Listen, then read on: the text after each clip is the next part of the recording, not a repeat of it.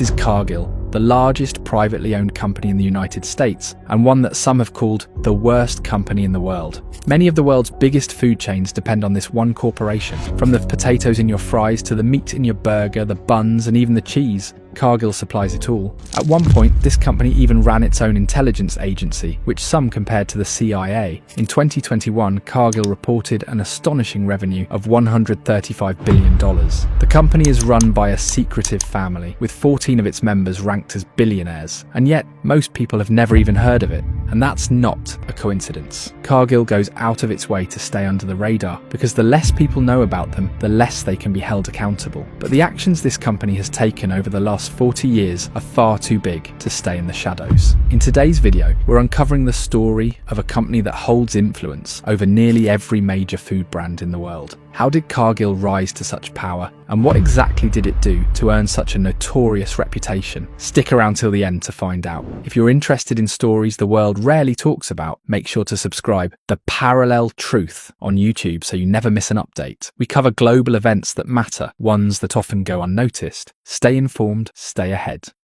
To understand how Cargill got here, we need to go back 127 years. In 1865, a man named William Wallace Cargill built a grain storage warehouse in Iowa. Back then, slow transportation made it hard to move grain efficiently, so warehouses became incredibly valuable. At the same time, industrialization was picking up speed across the United States, and the National Railroad network was expanding rapidly. By 1875, railroads had linked the eastern and western coasts. Cargill saw the opportunity and began building warehouses at every important railway junction. In 1880, William Wallace Cargill arranged for his son to marry the daughter of John H. Macmillan, who owned another large warehouse chain. By 1890, the Cargill family had gained near total control over the grain storage business in the country. Then in 1924, they took things further by acquiring a company called Taylor & Bornick, which had its own private wire system, an early version of instant communication similar to the telegraph. Unlike regular mail, which could take days, this system allowed them to send messages almost instantly across long distances. Now that Cargill was active in the stock market, having fast access to information became essential. Owning their own wire system gave them a major advantage, a cutting-edge tool that worked much like the internet does today. With this system, Cargill started investing heavily in commodities. They could monitor developments in real time across different states and adjust their strategies almost immediately, leading to incredibly profitable outcomes. This edge helped them not just survive, but thrive during the Great Depression of the 1930s, a time when thousands of American businesses collapsed. Because of their private information network,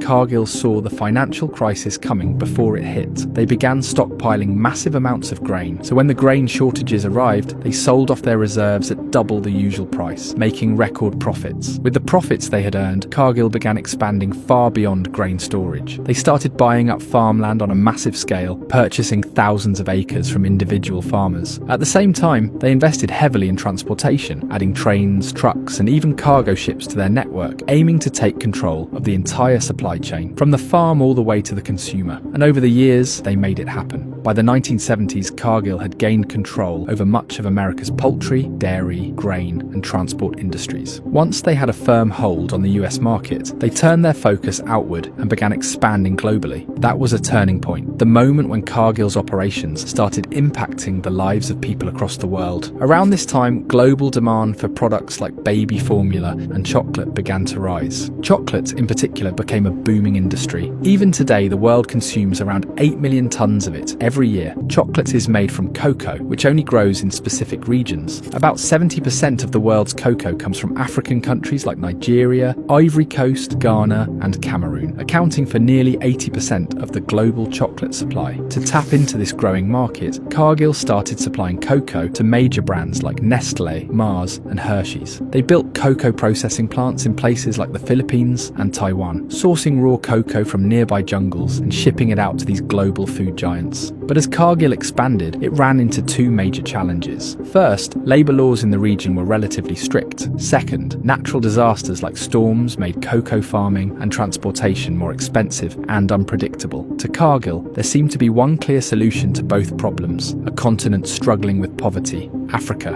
In the 1990s, Cargill discovered vast cocoa-growing regions in the Ivory Coast and made the decision to move its operations from the Philippines Philippines to Africa. But just a few years later, in 2000, a report surfaced that shocked the world. It revealed that during the 1990s, thousands of children under the age of 12 had been trafficked from Mali to the Ivory Coast and forced to work on cocoa plantations. These children were not paid, were poorly fed, and were denied even the most basic care. Some shared stories of being beaten with cocoa branches for small mistakes. Others had scars from knife wounds. All this suffering was tied to the production of cheap cocoa, the very same cocoa used in chocolates made by major brands like Cadbury, Mars, and Hershey's. Widespread poverty and corruption allowed local governments to turn a blind eye to these abuses, often in exchange for small bribes. In 2005, the International Labour Rights Fund released a report claiming that these child labour camps were operating under the direct oversight of Cargill. After the report came out, a lawsuit was filed against the company, a case that's still making its way through local courts today. But despite the serious allegations, Cargill's operations barely slowed down. The company continued expanding across Africa. In 2019, it invested $113 million to build cocoa processing plants in the Ivory Coast and Ghana, while publicly stating its opposition to child labour. But many saw those statements as nothing more than a public relations move, because around the same time, Cargill was being linked to other disturbing activities across the world. As we've already seen, Cargill's core business is producing, storing, and distributing grains, dairy, and poultry. To keep those operations running and growing, they needed huge amounts of land, and it had to be cheap.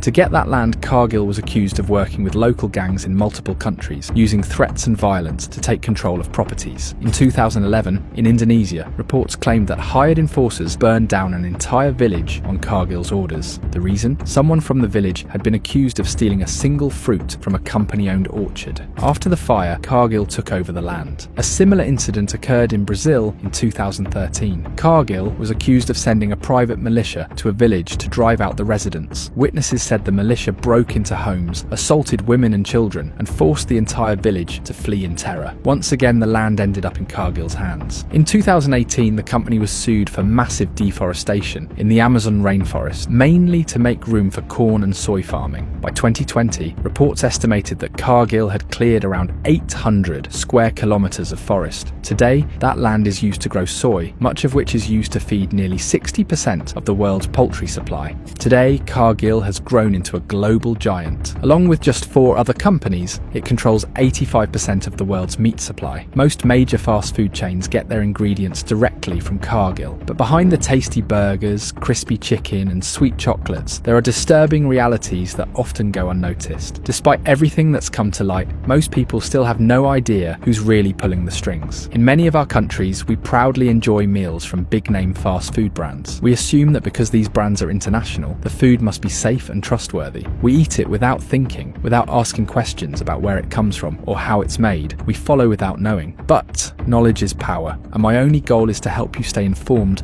about what's really happening in the world, because the right knowledge leads to the right actions. If you found this video helpful or eye-opening, don't forget to share it with others, and keep dropping your topic suggestions in the comments. We read them all. All the sources we used for this video are listed below. See you in the next video with another important story. Take care.